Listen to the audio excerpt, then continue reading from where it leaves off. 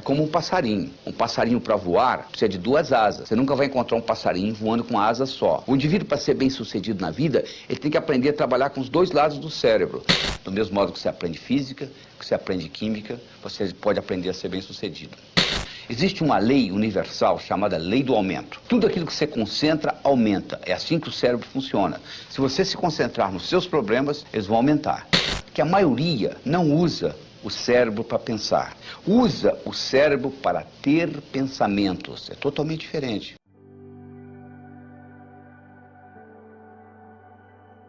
Você está obtendo os resultados que você gostaria de obter na sua vida. Quando eu digo na sua vida, pode ser tanto na sua vida pessoal, quanto na sua vida profissional.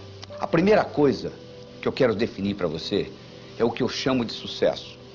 Se eu lhe perguntar o que é sucesso, o que você responderia? Se eu perguntar para um amigo seu, provavelmente a resposta será diferente, não é verdade? Sucesso significa coisas diferentes para diferentes pessoas. Sucesso é conseguir o que você quer. O que é diferente de felicidade. Felicidade é querer o que você conseguiu. Para você ser feliz, você não precisa de mais nada. É só aceitar o que você tenha. Isto não lhe impede de continuar almejando outras coisas na vida. Só que, infelizmente, as pessoas confundem sucesso com felicidade. Eu não sei lhe ensinar a ser feliz. Agora, sucesso, sim, é uma ciência. Do mesmo modo que você aprende física, que você aprende química, você pode aprender a ser bem sucedido. Para que qualquer coisa ocorra no seu universo físico, são necessários 3 componentes. São necessários o querer, o saber e a oportunidade. Imagine que você queira atravessar um cabo de aço de um prédio para outro. Você queira, você sabe atravessar, mas não existe cabo de aço. Você não vai conseguir. Vamos supor que você queira, existe o cabo de aço, mas você não sabe. Impossível, não é verdade? Se você sabe, se você tem o cabo de aço, mas hoje você não está afim, você também não vai atravessar. Então o que nós vamos mostrar aqui no sucesso é como que nós criamos esse contexto onde esses 3 componentes se manifestam. O querer, o saber e a oportunidade. Se você continuar fazendo o que você sempre fez, você vai continuar obtendo o que você sempre obteve. Como é que você aprendeu a andar? Você levantou, caiu, levantou, caiu, levantou, caiu, até que um dia você andou, não é verdade? Você não aprendeu da noite por dia. Sucesso também, nós não conseguimos aprender da noite para o dia. Você tem que estudar, você tem que ler, você tem que assistir esse vídeo várias vezes para que isso seja incorporado na sua estrutura psicológica e faça parte de você. Que você internalize, seja parte de você esse conhecimento que nós estamos passando aqui. Depois que houver uma internalização disto e você começar a aplicar, isso vai ficar automático para você. Do mesmo modo que você não precisa se automotivar para escovar os dentes, você não chega no espelho de manhã e pergunta, será que eu vou escovar os dentes hoje ou será que não? Você simplesmente pega a escova, a pasta e escova, na verdade, já se tornou um hábito para você. Então, do mesmo modo que escovar os dentes se tornou um hábito para você, sucesso pode se tornar um hábito. Mas para se criar um hábito, é necessário que pelo menos passe pelo seu cérebro aquele tipo de pensamento 21 vezes. Eu não estou dizendo que você vai ter que assistir esse vídeo 21 vezes. Eu estou dizendo que você vai ter que assistir o vídeo várias vezes e colocar em prática aquilo que você está assistindo aqui, e isso então vai ficar sendo parte de você. Existem pessoas que se escondem no passado. Eu sou assim porque o meu pai fez isso, porque a mãe fez isso, porque a minha infância foi assim. A sua infância já passou. Não tem nada que você possa fazer a respeito. E não adianta você se preocupar com o futuro, porque o futuro ainda não chegou. Se você anotar todas as preocupações que você tem, mais de 99% daquilo que você se preocupa não vai acontecer nunca. Então você está perdendo tempo se preocupando com isso. Se você comprar um aparelho eletrônico numa loja, ele vem com um manual, onde que liga, onde que desliga, como que regula, não é verdade? Você recebeu isso aqui, que é a coisa mais sofisticada que existe no planeta. Chama-se cérebro. tem 10 bilhões de neurônios, 100 trilhões de conexões nervosas. E você não está usando nem 3% da capacidade que você tem aí. Já imaginou o potencial que está armazenado? Sócrates dizia que o homem preguiçoso é aquele que poderia ser melhor empregado. E de acordo com a definição de Sócrates, todos nós somos preguiçosos, porque nós poderíamos estar utilizando o nosso cérebro de uma forma totalmente diferente. George Bernard Shaw dizia o seguinte: eu penso uma vez por semana e sou famoso. Já imaginou se eu pensasse todo dia? O que ele queria dizer com isso? Ele queria dizer com isso que a maioria não usa o cérebro para pensar. Usa o cérebro para ter pensamentos. É totalmente diferente. Se eu lhe pergunto se há 5 dias atrás foi um dia antes de quarta, que dia que será depois de amanhã? Para você responder essa pergunta, você tem que pensar. Mas o que você faz 99% do tempo é ter pensamentos. Então a primeira coisa que você tem que entender é a diferença entre pensar e ter pensamentos. Para você entender isso melhor, eu vou lhe dar a anatomofisiologia do cérebro. O cérebro, como eu disse, esse aparelho que tem 10 bilhões de neurônios, é o computador mais sofisticado da face da Terra. Ele tem 2 hemisférios, o esquerdo e o direito. O esquerdo armazena a razão, o direito armazena a emoção. Esses hemisférios, eles têm funções distintas. O esquerdo é digital, o direito é analógico. O esquerdo é analítico, o direito é sintético. O esquerdo pensa em preto e branco, o direito pensa em colorido. O esquerdo é detalhista, o direito é global. Vocês estão vendo as diferenças? Quantas são? Você, por exemplo, tem um indivíduo que é muito cérebro esquerdo. Ele se preocupa com detalhe, mas ele não vê o todo. Ele consegue ver a árvore muito bem, mas ele não consegue ver a floresta. O indivíduo que é cérebro direito, predominantemente, ele já faz o contrário. Ele consegue ver o todo, mas ele não consegue ver o detalhe. Ele consegue ver a floresta, mas ele não consegue ver a árvore. Então o que nós estamos fazendo aqui, nós temos que fazer um equilíbrio entre o cérebro esquerdo e o direito, entre a razão e a emoção. Todas as vezes que houver uma incongruência, uma discrepância entre o cérebro esquerdo e o cérebro direito, você paga um preço. Se você disser assim, cérebro esquerdo, eu vou roubar um banco, e o cérebro direito, a emoção, disser, não faça isso não, que é antiético, e você vai e rouba o banco, 10 anos depois você aparece com câncer, o que aconteceu? Houve uma incongruência, houve um conflito entre a parte esquerda e a parte direita do seu cérebro, houve uma depressão do seu sistema imunológico, e com isto você sofre um câncer 10 anos depois. Além disto, se você aprende a integrar esses 2 lados do cérebro, é como um passarinho. Um passarinho para voar precisa de 2 asas. Você nunca vai encontrar um passarinho voando com uma asa só.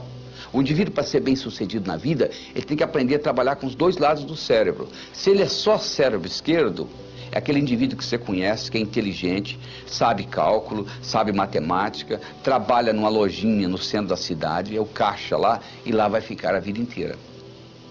Por outro lado, o indivíduo que só trabalha com o cérebro direito é aquele indivíduo muito criativo, com grande imaginação, que não implementa nada que ele imaginou. Van Gogh pintou 1.600 quadros, vendeu um, viveu e morreu na miséria. Na verdade, ele tinha um cérebro direito muito evoluído, mas ele não tinha o discernimento necessário para vender os quadros e ter uma boa vida. Então, o que nós temos que fazer para ser bem sucedido é equilibrar esses 2 lados do cérebro. Do mesmo modo, para nós podermos assimilar o conhecimento, se nós assimilamos com os 2 lados do cérebro, faz uma diferença muito grande.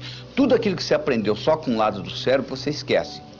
Se você fizesse aquela prova que você fez para passar no vestibular, ou para entrar no colegial, ou aquela prova de ginásio que você tirou 10, se você fizesse aquela prova novamente hoje, você não tiraria a mesma nota, não é verdade?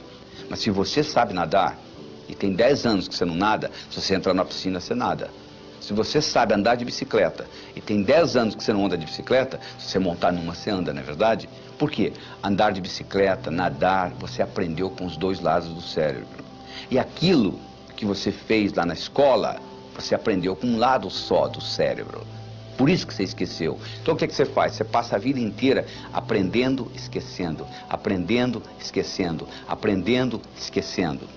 Mas mesmo assim, aprendendo e esquecendo, você está melhor do que aquele indivíduo que não aprendeu, não é verdade? Porque o conhecimento você esqueceu, mas sobrou alguma coisa. Sabe o que sobrou? A sua habilidade de pensar. Como é que você usa o seu cérebro para melhorar o seu discernimento, para você poder fazer decisões de uma forma melhor. Tem gente que tem dificuldade para fazer decisões. O indivíduo não consegue decidir entre uma coisa e outra. É como se uma parte do cérebro queria uma coisa, outra parte do cérebro queria outra. E ele acaba não decidindo por nenhuma das duas. E isso é muito importante se aprender na vida, porque a sua vida você está fazendo constantes decisões. E outra coisa importante que você tem que entender como o cérebro funciona, existe uma lei universal chamada lei do aumento. Tudo aquilo que você concentra, aumenta. É assim que o cérebro funciona. Se você se concentrar nos seus problemas, eles vão aumentar. Se você se concentrar na solução dos seus problemas, a solução aumenta. Então é muito importante você focalizar onde você quer gastar a sua energia. Henry Ford dizia, se você pensa que você pode, ou se você pensa que você não pode, de qualquer jeito você está certo. Porque uma vez que você está trabalhando com as suas crenças, que nós vamos discutir no futuro, você está sempre certo. Você já notou que você está sempre certo? É sempre você certo, a outra pessoa que não consegue entender? Porque você está partindo de um princípio que está codificado no cérebro. À medida que você começa a mudar essas percepções, você vai entender que percepção é realidade e tudo mais é ilusão. Certo? A única coisa constante no mundo é mudança. Você sabe que você não pode pisar no mesmo rio duas vezes, né? Você coloca o pé no rio, quando você tira, quando você vai pisar de novo, aquela água já foi embora. Não é verdade? Está tudo mudando. O universo é dinâmico, ele muda o tempo todo. Você conversa com uma pessoa hoje, você encontra com essa mesma pessoa daqui a um mês, você mudou, ela mudou. Só que o problema é que você continua tratando-a como se ela não tivesse mudado, e vice-versa. E aí cria o problema. Por que nós fazemos isso? Porque nós somos animais de hábitos. Nós criamos hábitos e continuamos perpetuando esses hábitos. Eles fizeram um estudo e mostraram que você de manhã, quando escova os dentes, se você escova hoje 35 vezes a escova no dente, amanhã você vai escovar 37, 34, por aí. Ou seja, até nesses pequenos detalhes você mantém esse hábito. E um pensamento, uma vez pensado, ele se torna eterno, sabia? Ele vira hábito, a não ser que você pare e repense, porque existem hábitos positivos que lhe ajudam e vale a pena tê-los. Você tem um hábito, por exemplo, de fazer ginástica, ótimo, isso vai manter o seu corpo jovem por muito tempo. Agora, se você tem um hábito, por exemplo, de fumar, você está lhe prejudicando. Cada cigarro que você fuma diminui a sua vida 14 minutos, e você não leva 14 minutos para fumar um cigarro, não é verdade? A nicotina contida num cigarro é suficiente para matar 2 rãs. Então você começa a pensar o seguinte, quais são os hábitos que eu gostaria de mudar durante esse curso? Você vai dizer, mas eu não tenho força de vontade para parar de fumar. Não, não é força de vontade. Força de vontade é uma coisa consciente. Nós vamos muito mais fundo do que isso. Nós vamos trabalhar com motivação. Aliás, nós vamos trabalhar com automotivação.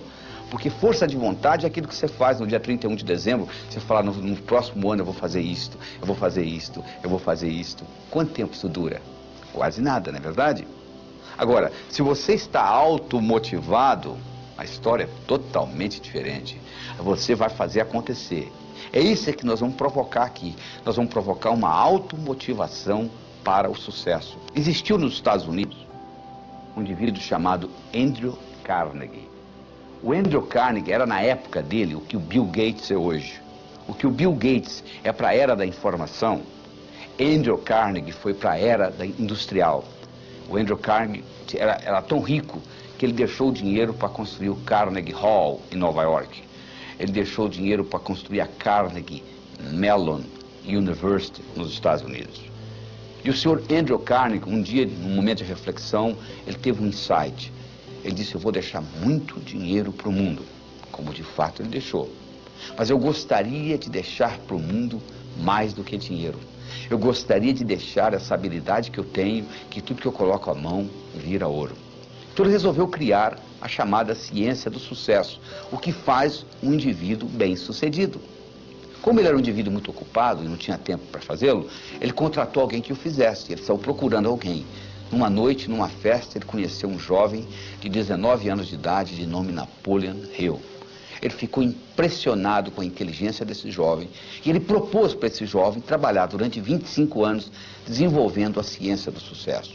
Napoleon Hill foi para casa, pensou no assunto e resolveu aceitar o desafio. E durante 25 anos, Napoleon Hill teve a oportunidade de entrevistar 16 mil pessoas. Das 16 mil pessoas que ele entrevistou, 1.000 eram milionários. Dos 1.000 milionários, ele selecionou 500, que além de terem dinheiro, tinham saúde, boa vida familiar, paz de espírito, etc. E ele estudou profundamente as características desses indivíduos e comparou com o resto. Então isso que nós estamos apresentando para vocês aqui, não é só uma experiência pessoal nossa.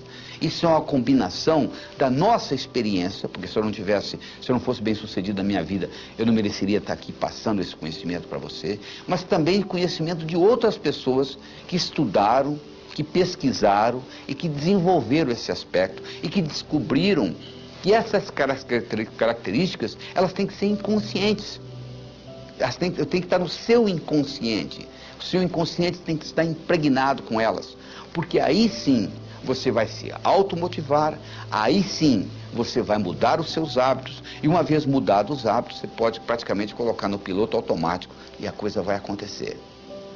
Só que as pessoas, de um modo geral, o que elas fazem?